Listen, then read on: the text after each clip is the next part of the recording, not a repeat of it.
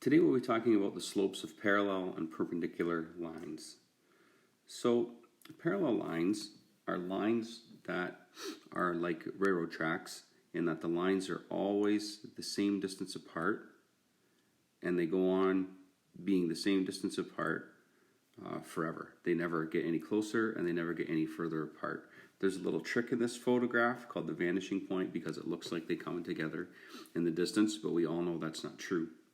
Perpendicular lines, like this road crossing sign, have a 90-degree angle, or they meet at a 90-degree angle, like most roads do. But we know if one set of lines meet at a 90-degree angle, then all the other angles are 90 degrees as well. So perpendicular lines have 90-degree angles in the corner, or they cross at 90 degrees. Parallel lines have the same slope, and what that means is if the slope is 3/4 in one equation, and we have another line that's y equals 3/4 x plus, say, 4, then those two lines will be parallel because they have the same slope. This line has the slope 3/4. This line has the slope 3/4, so the lines are parallel. Over here with perpendicular lines, what we have to see when lines are perpendicular is we look at the slope of one line, y equals 3/4 x, and in order for the slope to be perpendicular, what we have to do is make the slope upside down, so y equals 4/3, and with a negative sign, so y equals negative 4/3 x plus 2. That line would be perpendicular because the slope is upside down and it has a negative sign. Okay, here's a review of some slope that we've already learned. We've learned these in IXL L2, L5, and L3, but we'll go through them quickly. Slope can be rise over run. So when you look at an equation of this line, the rise is 3 and the run is 2, so the slope is 3/2. When we look at the next one, we know slope equals m, or in the equation y equals mx plus b, slope is m, or in this case, the slope is 3/2. And we were also asked earlier to find the slope of a line with just the points, and we did that by doing y2 minus y1 divided by x2 minus x1. An example is here for you to follow, where we do y2 minus y1 over x2 minus x1. Okay, let's take a look at some of the questions that you might see in IXL today. This question says, if the slope, line J has a slope of 2/7 and line K has a slope of negative 7/2, are line J and K parallel or perpendicular? Well, we can see that the 2/7 is upside down and it has the negative sign, so it will be perpendicular. So if I take 2/7 and I draw upside down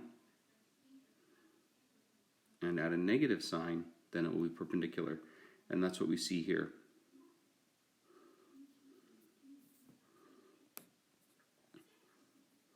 Okay, another question you might see in our IXL, line R has a slope of 3/8, and it says line S is parallel to R, so what's the slope? Well, if we know the lines are parallel, then the slope will be the same. So the slope will be 3/8. Okay, another example, it says the equation of line R is y equals 3/8 x plus 9, and line S is parallel to R. What is the slope of S? Well, we can look at the slope in this equation, which is 3/8. And if the line is parallel, we know the slope will be the same, or 3/8. Okay, and the last example, it says line R passes through points 1, 3, and 9, 6, and line S is parallel. What's the slope? Okay, so we have to use the equation y2 minus y1 divided by x2 minus x1 to figure out the slope. So let's label our points to make this easier. So this would be y2, x2, y1, x1.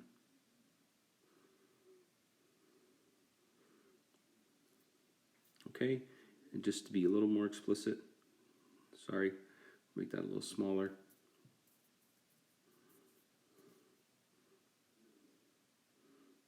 Y2 is 6, x2 is 9, y1 is 3, and x1 is 1.